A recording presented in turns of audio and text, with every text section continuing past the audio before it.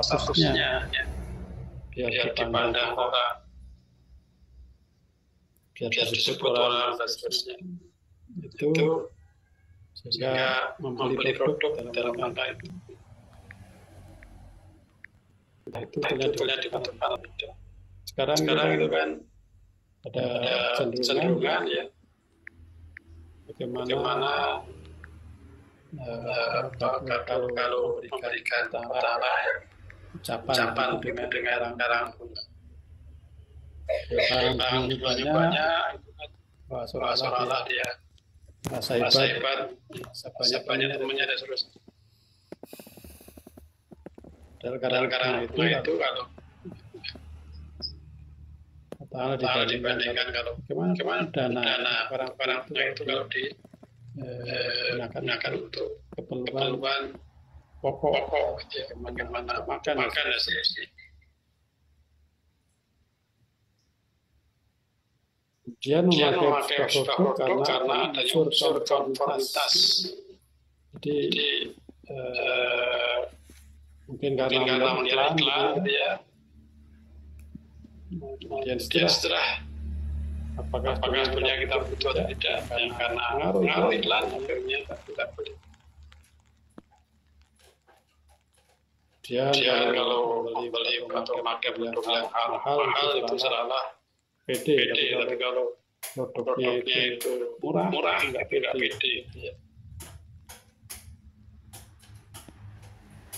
Dia membeli produk dengan harga bukan karena manfaat dan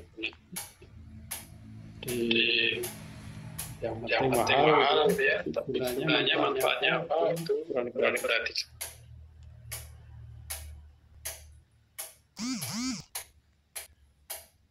Membeli karena kemasannya menarik. Kita beli, wah ini kemasannya bagus ya. Akhirnya kita beli ya. Dan setelah itu nggak dipakai. Jadi tertarik beli karena melihat kemasannya menarik. Setelah itu hanya untuk koleksi, tidak punya nggak dibutuhkan dipakai. Atau beli karena ada iming-imingnya dia. Wah ini karena ada hadiahnya gitu ya. Nah, tergiur di situ. Pokoknya dia nggak butuh, nggak perlu gitu ya. Karena ada pengen dapat hadiah, jadi beli. Ini termasuk ciri-ciri konsumtif di situ. Kemudian mencoba produk jenis dengan dua merek yang berbeda. Jadi produknya sama, karena mereknya berbeda, wah ini penasaran gitu ya. Jadi tidak memperhatikan manfaatnya, apakah diperlukan. Di konsumsi adalah perilaku beli barang-barang dan jasa yang sifatnya kurang diperlukan dan hanya memiliki faktor keinginan dan kesenangan dibanding dengan kebutuhan.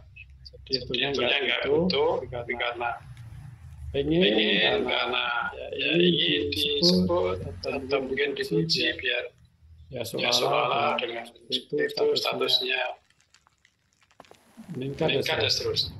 Tidak berdasarkan pada betul dan tidak. Karena itu kita perlu arif dalam memilih barang agar tidak terjebak dalam konsumerisme.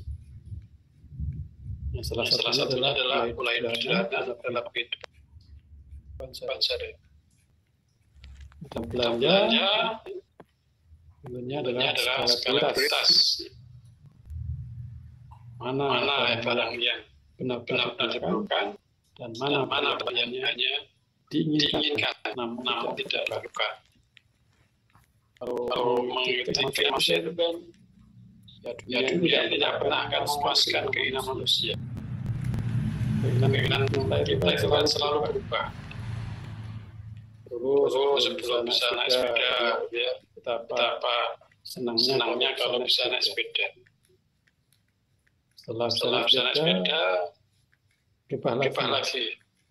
Melihat ada orang yang naik motor begitu. Kemudian bayangan bagaimana senangnya kalau bisa. Setelah bisa naik motor, melihat orang lain ada yang naik mobil. Ya berubah lagi. Apa senangnya kalau saya naik mobil. Saya naik mobil apa berhenti di situ. Wow, mobil orang lain kok bagus gitu ya. Dia ingin ganti mobil yang bagus. Sudah punya bagus sama. Oh ini kalau buat lagi model baru. Maka dia bilang pada setiap tahun akan terus model baru, dan itulah kehidupan dari replacement. Ini perlu membuat skala-prioritas mana yang betul-betul dilakukan dan mana yang hanya menurut keinginan.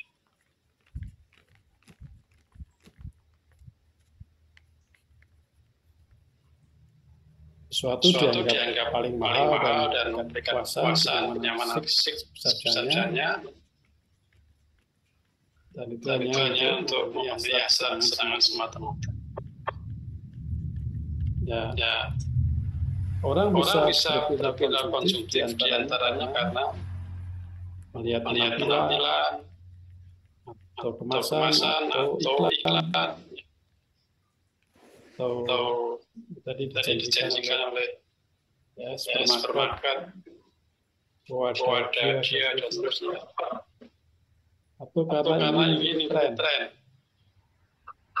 Kalau nanti dikatakan jadul, ya, kemudian minder.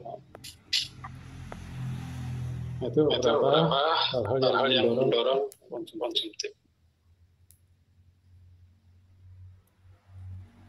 Nah, dari mana hedonisme itu? Pandangan hedonisme ini lahir dari barat ini. Tadi yang mengeluhkan namanya kebebasan. Semua ingin bagaimana nafsunya itu terpenuhi. Nah, pada remaja ini banyak sekali berbagai upaya dilakukan, kemudian mencari popularitas dengan berbagai macam penampilan dan juga perilaku, dan membelanjakan barang yang bukan merupakan kebutuhan pokok.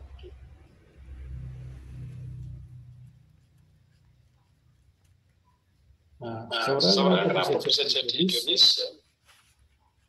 Diantaranya bisa karena orang tua dan kaum kerabat. Kalau orang tuanya dan kaum kerabatnya juga orang-orang yang pandangannya tadi bahwa namanya orang itu ya yang berharga itu adalah yang diri kalau punya tadi barang-barang mewah, ya, merek yang kenal maka dianggap tidak pede dan seterusnya. Maka ini pola hidup keluarga, pola hidup orang tua ini akan mengaruhi hedonisme. Dan juga faktor bacaan, apa yang dibaca, konsep kanan dengan bahasa itulah punya konsep ini yang membuat bangga, ini yang membuat harga dirinya dia tinggi dan seterusnya. Pengaruh tontonan ya, di iklan ya. Karena kan di media sosial semuanya ada iklan. Walaupun YouTube itu gratis, tapi ternyata dia banyak iklan di situ. Facebook gratis juga banyak iklan di situ. Nah, iklan itu adalah ya, dia akan berusaha mendoktrinasi manusia bagaimana ini supaya membeli itu, membeli ini. Nafsunya didorong juga supaya mau beli, walaupun tentunya itu tidak penting. Dan juga di dunia internet sekarang dewa ini bagaimana terkenal gitu ya. Orang yang terkenal kayak seperti apa. Nah, ini biasanya kan anak-anak remaja itu kan melihat sesuatu yang diidolakan, maka dia ingin seperti dia.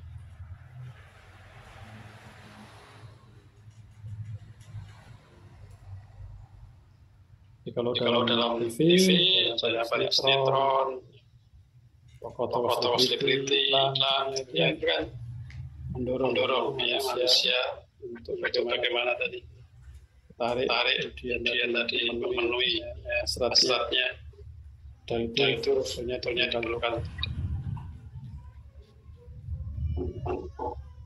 Kemudian bagaimana pergaulan bebas seolah-olah itu menjadi hal biasa gitu ya.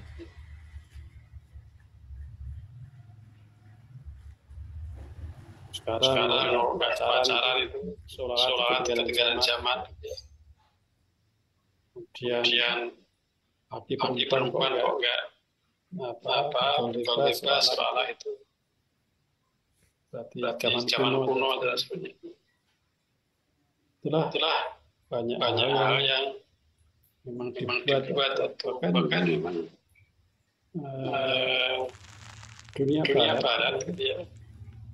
Itu kan bagaimana membangkitkan manusia supaya konsumtif, didorong industri penerbangan dan iklan penerbangan untuk mendorong manusia untuk melakukan punya perilaku.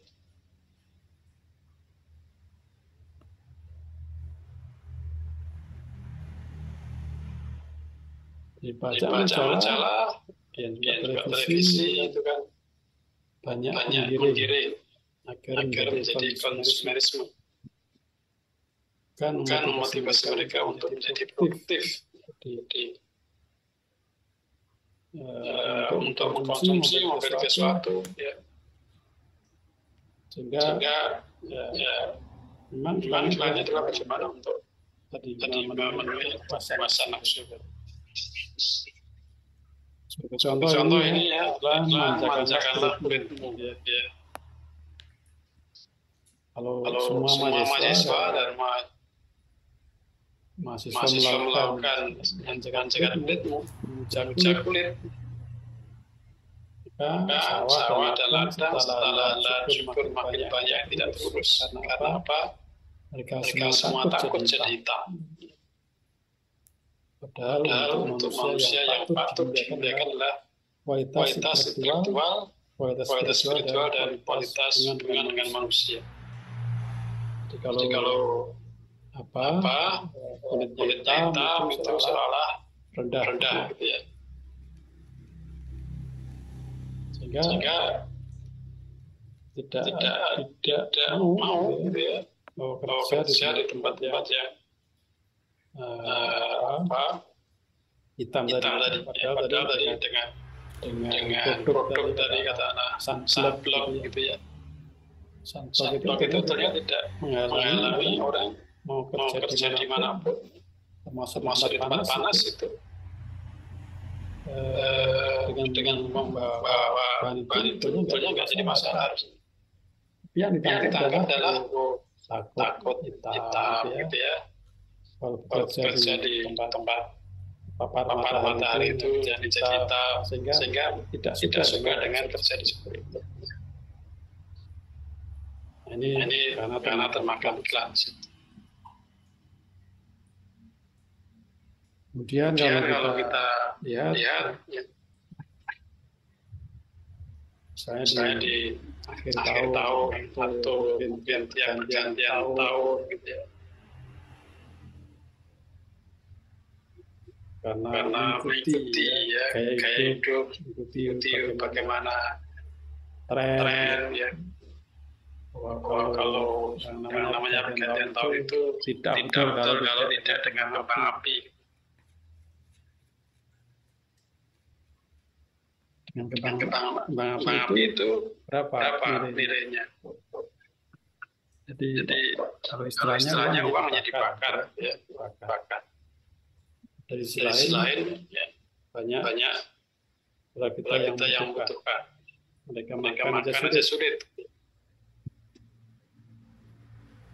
Kemudian karena kaya itu karena pegawai kelas itu adalah sesuatu yang seolah-olah hal biasa dan memang secara nafsu menyenangkan. Sehingga karena pegawai bebas, kemudian ya banyak hal yang kalau disuruh ditahu ya, karena udah ya, sehingga challenge banyak itu kan pondok masyarakat. Sekarang di Indonesia ada juga ya, undang-undang kesehatan yang bukannya bagaimana pegawai bebas itu dihindari, tapi pegawai bebas itu malah didorong dengan diberi kondom. Ya. Kalau boleh, tapi pakai kondom. Jadi seolah kalau boleh itu adalah yang diperbolehkan. Dan dalam Islam jelas wala taqrabu zina. Salam dengan zina.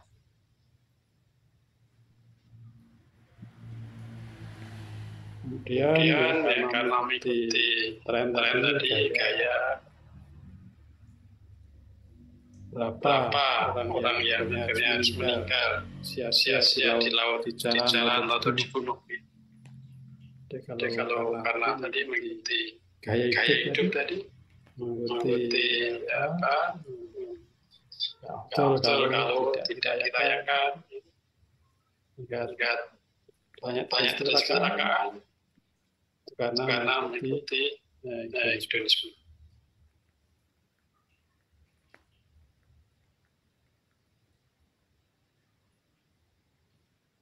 Nah, sekarang segala macam media informasi selalu merayu agar kita mengenal gaya hidup. Karena gaya hidup yang dijelaskan, ya, itu selalu ya, akhirnya orang terdorong. Karena itu ya,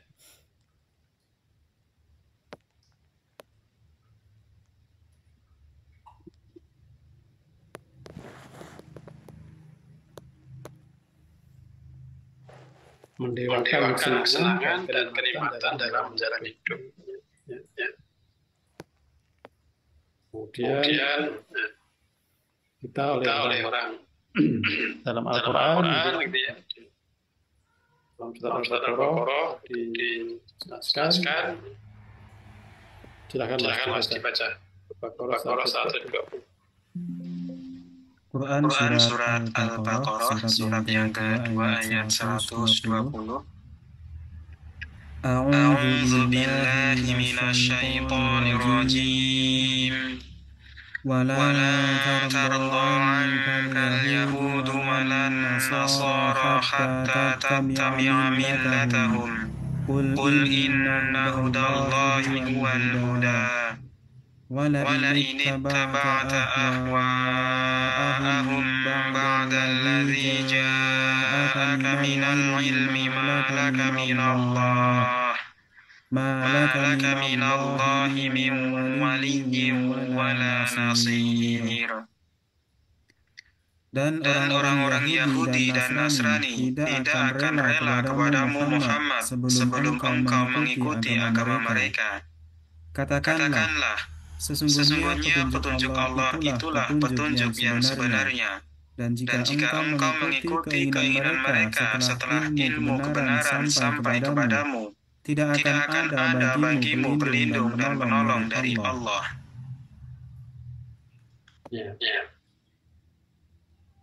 Walan tarda ankal yahudu walan nasara hatta tattabi'a millatahum.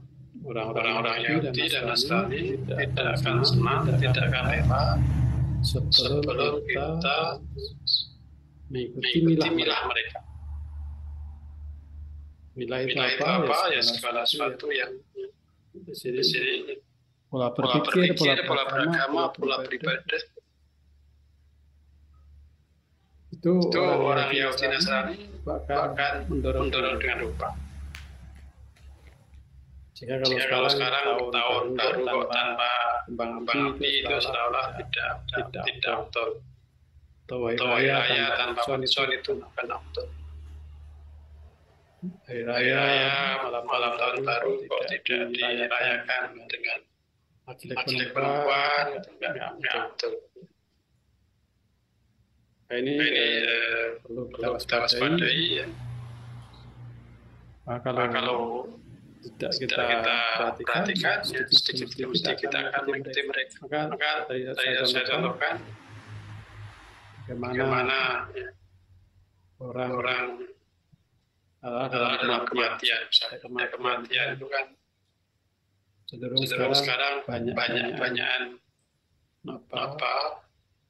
karang bunga, gitu ya. Karang bunga. Kalau karang bunga itu banyak, bangga gitu ya. Nah ini kan sudah melenceng dari esensi. Apakah dengan karang bunga itu bermanfaat? Ya manfaatnya tadi karena ingin biar disebut orang kaya, orang hebat, orang kenal gitu ya. Allah ingatkan dalam Al-Baqarah sekali mereka tidak akan rela, akan selalu membujuk, ngajak ya, mengikuti mereka. Orang Islam kalau diperangi itu ya, mereka pengalaman tidak mudah, sulit dikalahkan. Maka cara memeranginya adalah jalan bagaimana sesuai nafsu itu. Islam disibukkan dengan lupa dengan hal yang tadi tidak esensial begitu, sehingga jauh dari agamanya. Kalau para muda-mudi sudah bergaul bebas, ya tentunya juga akan belajar agama itu akan susah gitu. Malas gitu. Nah, padahal kalau jauh dari agama, ya tentunya tidak akan bisa melaksanakan agama dengan sebaik-baik.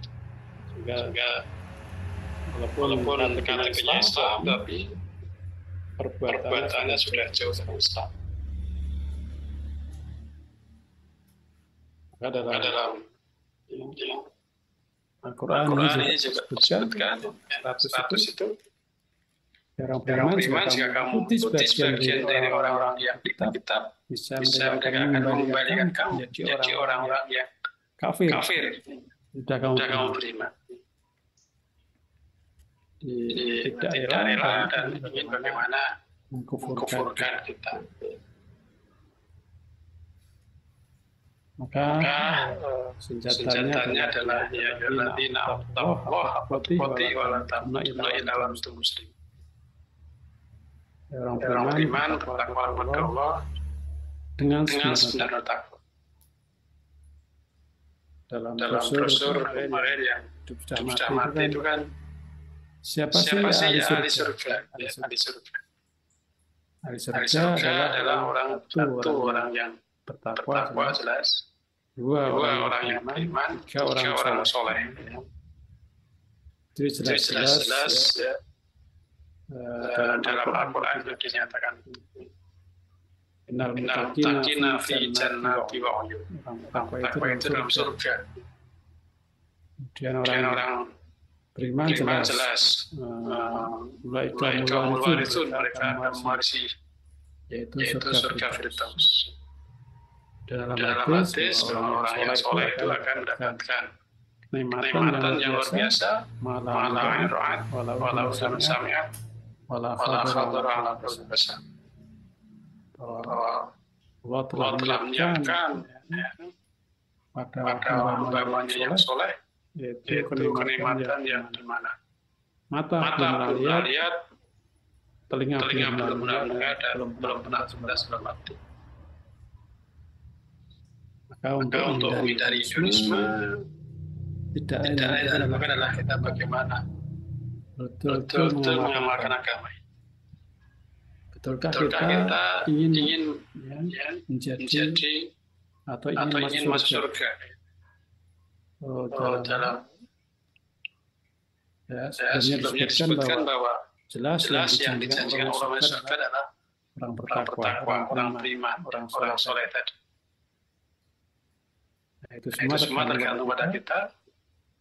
Bagaimana semuanya diarahkan untuk ke situ. Karena itu jangan mudah terpengaruh, bisa agama dan kita rusak, sehingga masyarakat akan hancur. Andai kata menuruti hawa nafsu, pasti binasalah langit dan bumi. Jadi kan Indonesia itu kan mengikuti nafsu. Demikian sahabat sekalian. Jadi mari di era yang global ini, di mana banyak sekali iklan yang memanjakan nafsu, gitu ya. Kita perlu perhatikan setiap kita membeli, konsumsi, bagaimana itu bisa jadi amal soleh kita. Bisa jadi amal soleh kita kalau kita beli sesuatu adalah karena mendapatkan ridha Allah. Kita beli mobil misalnya. Betulkah beli mobil itu dalam rangka mendapatkan ridha Allah? Ataukah beli mobil karena mengikuti tren, mengikuti gaya, mengikuti nafsu tadi? Maka sama-sama beli mobil, itu bisa jadi amal soleh, bisa tidak. Kita makan itu bisa jadi amal soleh, bisa tidak. Kalau kita makan, ingin dapat bagaimana agar kita sehat, bisa beribadah kepada Allah. Jika dapat ridhonya Allah. Dan dalam makan pun juga diperhatikan bagaimana adabnya. Sehingga walaupun makan saja masuk. Kalau makan hanya sekedar mengikuti nafsu, ya, pas kebetulan ini wah enak-enak, dia ngambil sebanyak-banyaknya sehingga dia tidak habis, akhirnya mubazir dan seterusnya. Nah itu mudah-mudahan bisa diambil pelajaran sehingga mana kita dalam hidup ini semuanya bisa diorientasikan jadi masalah kita tidak terlibat pada Indonesia. Ya demikian Mas Amin. Terima kasih. Terima kasih Ustaz Amin Husni untuk kajian malam hari ini. Barangkali ada yang mau bertanya, monggo silakan, masih ada waktu. Sementara dari Facebook dan YouTube belum ada pertanyaan masuk, Ustaz.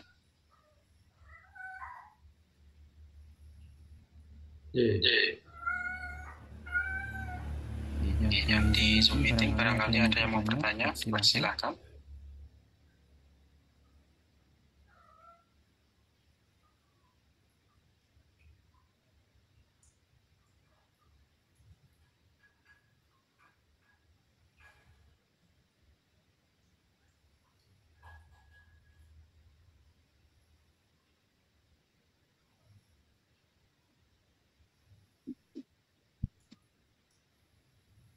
Untuk pertanyaan mungkin belum ada, Ustaz, dari yang menyebut malam hari ini.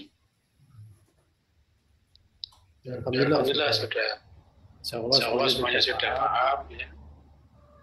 Mudah-mudahan kita semua terhindar dari tadi hedonisme dan yang penting adalah bagaimana hidup kita itu bisa jadikan kita amal soleh, amal soleh.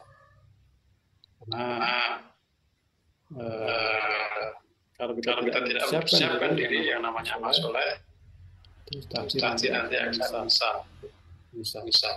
Orang yang hidupnya hanya mengikuti nafsu tadi, nanti akan kecerik. Dan yang namanya nafsu sekali lagi tidak pernah terpuaskan dengan dunia ini. Baik, kalau tidak ada, mungkin bisa diakhiri ya. Mudah-mudahan apa yang kita bahas bisa bermanfaat. Terima kasih Ustaz Mir. Ya, untuk laporan terakhir yang tergabung sampai saat ini dalam Zoom meeting ada 27 saudara.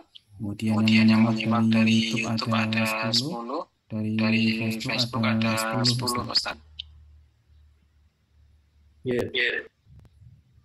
Yes, mudah-mudahan yang mengikuti dimanapun bisa istiqomah dan tentunya adalah menjadikan aktivitas ini menjadi amalan yang diterima insya Allah, kapan selalu atas niat dalam diri kita masing-masing, dan tentu bagaimana memiliki sifat-sifat karakter orang yang dijamin Allah masuk surga.